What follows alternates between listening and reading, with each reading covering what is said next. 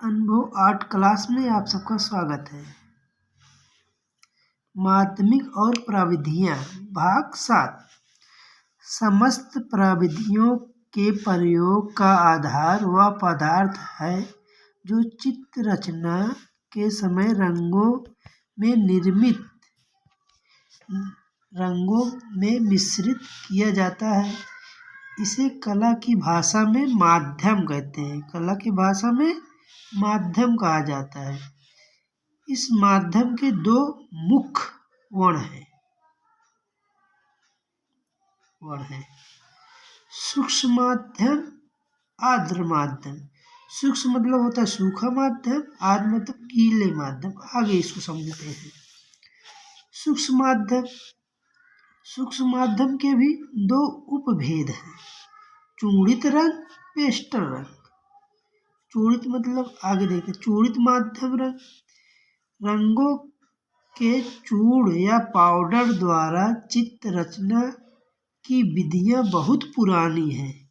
जैसे कि रंगोली कहाँ की कला है? महाराष्ट्र की कला है।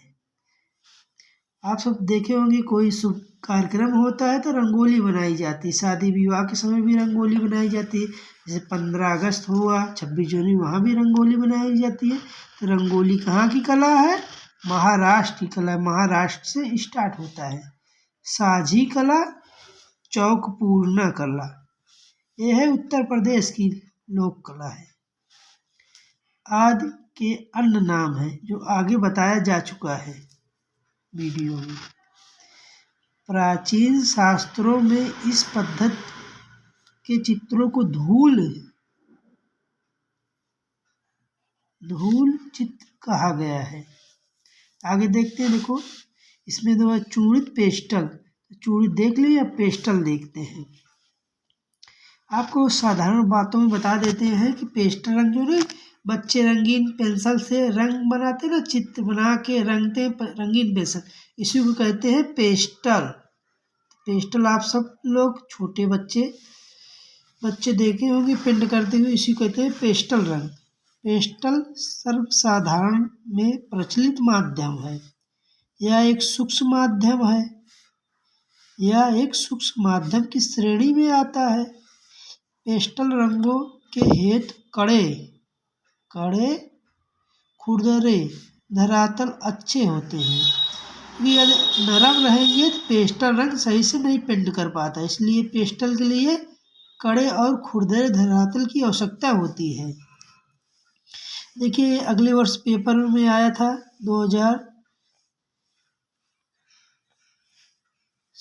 2023 के पेपर में अगली वर्ष ये प्रश्न आया था। पेस्टल माध्यम बिना ब्रश के सहायता से रंग लगाया जाता है। पेस्टल है जो कि ब्रश की सहायता की आवश्यकता नहीं पड़ती है, बिना ब्रश की सहायता से रंग लगाया जाता है।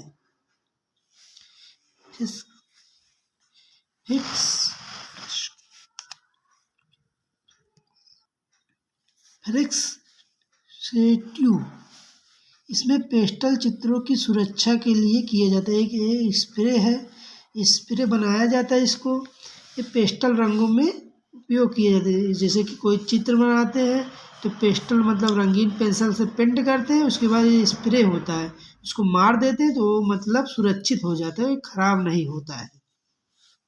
तो देखते हैं एक प्रश्न आगे। रंगोली कहाँ की कला है? उत्तर प्रदेश, मध्य प्रदेश, महाराष्ट्र, दिल्ली। आगे आपको बता चुके हैं, रंगोली महाराष्ट्र की कला है। बिना ब्रश की सहायता से कौन सा माध्यम में रंग लगाया जाता है? चूड़ित, पेस्टल, टेम्परा, जल माध्यम। इसमें उत्तर होगा पेस्टल सही। जल माध्यम में चित्रण के हेतु प्रायः कागज का प्रयोग करते हैं। इस माध्यम में अंकित चित्रों में एक विशेष प्रकार की पारदर्शिता और हल्कापन रहता है जो कि आँखों को बहुत रुचिकर प्रतीत होता है। कागज, जल माध्यम में प्रायः मोटा कागज, कड़ा कागज इसके लिए उपयुक्त रहता है जो कि पानी को न सोखे। जब मोटा कागज रहेगा तो पानी को नहीं सोखेगा। जल माध्यम में हॉटमैन मार्का कागज इसके हेतु अच्छा माना जाता है क्योंकि जल रंग के लिए ये पेपर की आवश्यकता पड़ती है। जल रंग माध्यम सर्वाधिक पारदर्शी माध्यम है। ये अगली बार रिपीट हुआ था कि कौन सा माध्यम पारदर्शी रंग है। ये जल माध्यम पारदर्शी माध्यम है। तुलिका जल रंगों के हेतु प्रायः सेबिल नामक हिरण के बालों की तुलिका सर्वोत्तम है। जल रंग के लिए जो सेबिल एक हिरण है, इसके बालों की तुलिका मतलब ब्रश बनती है। छोटे हैंडल वाली गोल तुलिका से ही प्रायः कार्य किया जाता है। मतलब जल माध्यम में छोटे हैंडल वाली गोल तुलिका से ही प्रायः कार्य किया जाता है। जल रंगों में वाश लगाने की दो विधियां हैं। कितनी विधियां हैं? जल रंगों में वाश लगाने की दो विधियां हैं। स्थानीय वाश, दूसरा है संपूर्ण वाश। भित्ति चित्रण विधि भित्ति चित्रों म्यूलर पेंटिंग की रचना हेतु प्रचलित यूरोपीय प्रविधियों को फ्रेस्को कहते हैं। इसके दो प्रकार हैं। इसके मतलब भित्ति चित्रण के दो प्रकार हैं। देखते हैं। प्रथम फ्रेस्को कहते हैं। इसके दो प्रकार हैं। प्रथम प्रकार में सूखी भित्ति पर खनिज रंगों के घोल बनाकर चित्रण किया जाता है। इस प्रविधि में न रंगों में अस्थायित्व रहता है और न रंगों में चमक ही रहती है, न चमक ही एक सी रहती है। इसे सूक्ष्म माध्यम कहते हैं। फ्रेस्को कहते हैं। दूसरा विधि आर्द्र फ्रेस्को ब्रूनो है, जिसमें भित्ति पर लगाया हुआ चूने का प्लास्टर गीला रहते हुए ही खनिज रंगों के घोल से चित्रण किया जाता है। प्राचीन भारतीय चित्रण में गोबर, मिट्टी, धान की भूसी, ईंट का चूरा, गुड़, उड़द की दाल का रस, वज्रलेप, सरेस और बेल का गूदा आदि से तैयार किया जाता है। आर्द्र माध्यम में आता है टेम्परा माध्यम। चित्र बनाते समय रंगों में तैल तथा जलीय दोनों प्रकार के तत्वों से युक्त द्रव माध्यम का प्रयोग टेम्परा कहलाता है। मतलब चित्र बनाते समय रंगों में तैल जलीय दोनों प्रकार के तत्वों से युक्त द्रव माध्यम का प्रयोग टेम्परा कहलाता है। टेम्परा विधि के लिए बहुत शोषक तथा कड़े धरातल की आवश्यकता होती है। तैल माध्यम। तैल चित्रण मध्यकालीन माध्यम है। इस पद्धति का चित्रांकन अस्थायी रहता है। मतलब इस पद्धति का चित्रांकन अस्थायी रहता है, बहुत दिन तक चलता है और इसमें चमक भी रहती है, क्योंकि तैल माध्यम में चमक भी रहती है। यह बहुत लोकप्रिय भी रहता है। यूरोप में इसका व्यापक प्रचलन हुआ है और आजकल तो यह विश्वव्यापी हो गया है। चित्रभूमि। तैल चित्रण के हेतु विभिन्न प्रकार की भूमि का प्रयोग किया जाता है। भित्ति इसका सर्वाधिक प्राचीन रूप है। भित्ति मतलब दीवार पर चित्र बनाना, जो कि सबसे प्राचीन रूप है।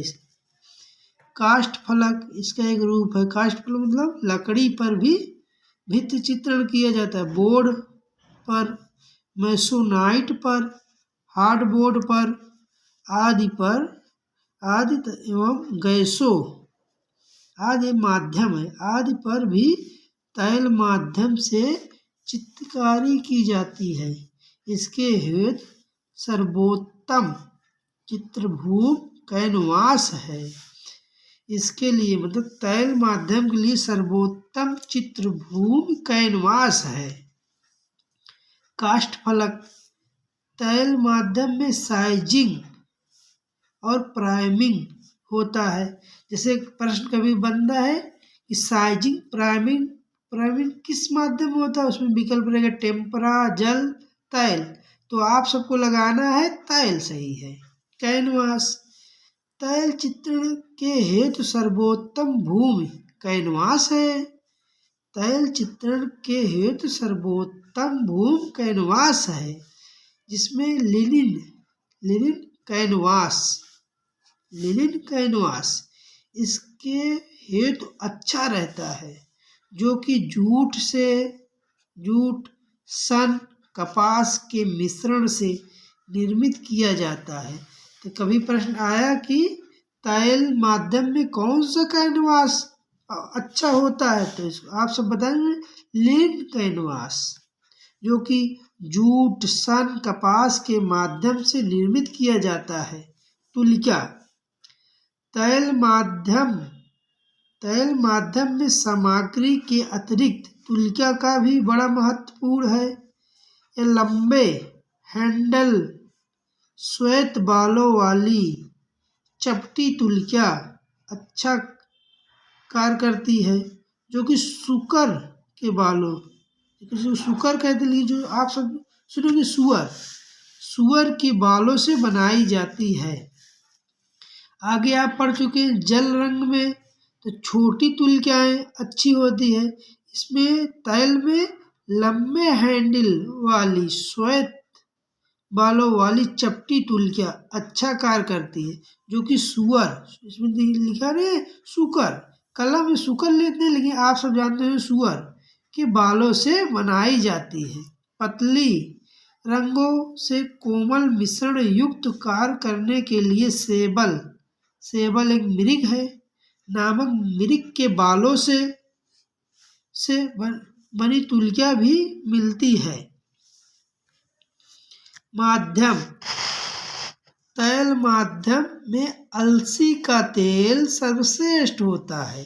जैसे तैल चित्र बनाया गया तो अलसी का लेप लगाया जाता है, जो कि सबसे अच्छा माध्यम माना जाता है। तैल माध्यम में अलसी का तेल सर्वश्रेष्ठ माध्यम। वार्निश देखो, इसमें वार्निश भी करते हैं तैल में। सूखा बिरोजा, राल, तारपीन का तेल मिलाकर उबालने से वार्निश का निर्माण हो जाता है। कुछ दिनों रख कर गाढ़े किए हुए तारपीन का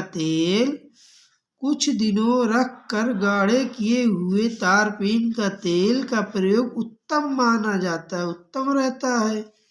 चित्रण विधि तैल चित्रण की परंपरागत विधि में 3 बार रंग का लेप चढ़ाया जाता है। मतलब अगर तैल चित्र बनाया जाता है तो 3 बार रंग का लेप चढ़ाया जाता है। ग्लेजिंग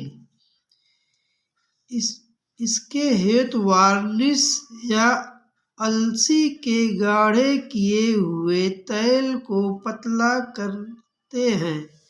पतला करने के लिए तारपीन का तेल, ईथर मिलाए जाते हैं।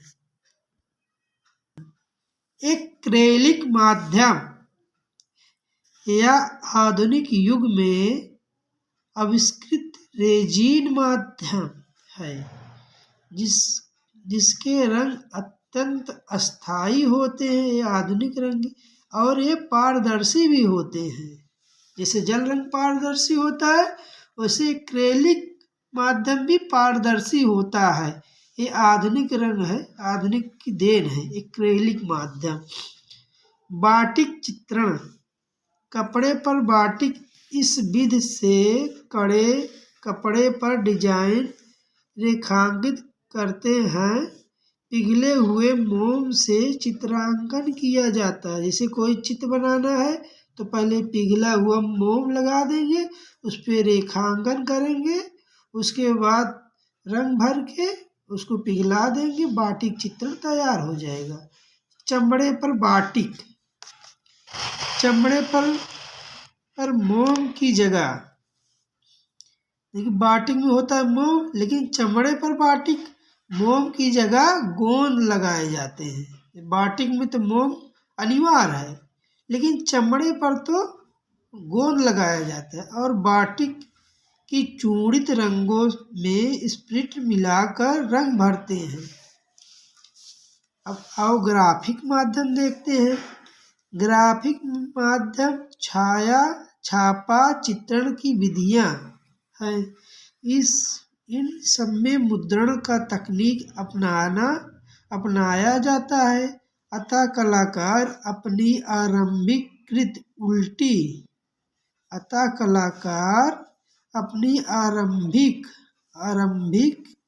उल्टी बनाता है, जो छपकर सीधी दिखाई देती है। ग्राफिक मुद्रण के 4 भेद हैं: धरातलीय भेद, उभारधार भेद, गड्ढेदार भेद, स्टेंसिल पद्धति। धरातलीय मुद्रण, इस विधि में पत्थर की शिला पर प्रयोग में लाया जाता है। इसे लिथो प्रिंटिंग भी कहते हैं। धरातलीय मुद्रण में इस विधि में पत्थर की शिला पर प्रयोग में लाया जाता है, इसे लिथो पेंटिंग भी कहते हैं। उभारदार पद्धति का प्रयोग काष्ठ मुद्रण में किया जाता है।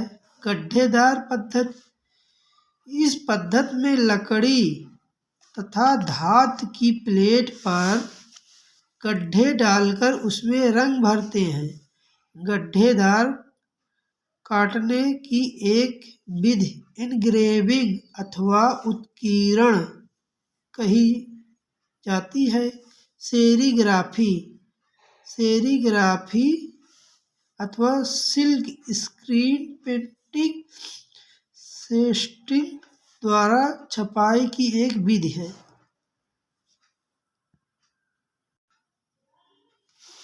कोलाज पद्धति, इस तल पर विभिन्न प्रकार की सामग्री चिपकाकर चित्र बनाने की पद्धति को कोलाज पद्धति कहते हैं। कोलाज पद्धति में चित्र तल पर विभिन्न प्रकार की सामग्री चिपकाकर चित्र बनाने की पद्धति को क्या कहते हैं? कोलाज पद्धति कहते हैं। इसमें रंगों तथा स्याही से चित्रण, रंगीन कागज, अखबार तथा फोटोग्राफ के टुकड़े, कांच, प्लास्टिक, लकड़ी, कपड़ा एवं अनेक धातुओं की वस्तुएं लगाई जाती है। चलो आपको एक बार याद करा देते हैं बच्चों, माध्यम एवं प्रविधियां। कला की भाषा में माध्यम कहा जाता है। माध्यम के 2 मुख्य वर्ण हैं,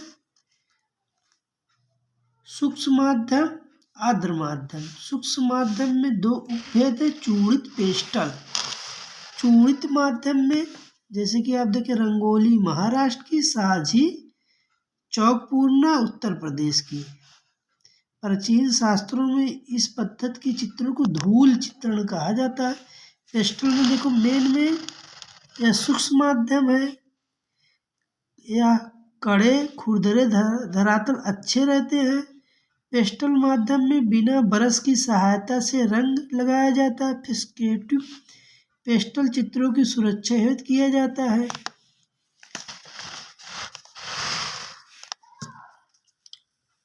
रंगोली कहाँ की कला है? महाराष्ट्र की कला है। बिना ब्रश की सहायता से कौन सा माध्यम से रंग लगाया जाता है? पेस्टल। आर्द्र माध्यम, आर्द्र में टेम्परा माध्यम आता है। टेम्परा चित्र बनाते समय रंगों में तैल जल दोनों प्रकार के तत्वों से युक्त द्रव माध्यम का प्रयोग टेम्परा कहलाता है।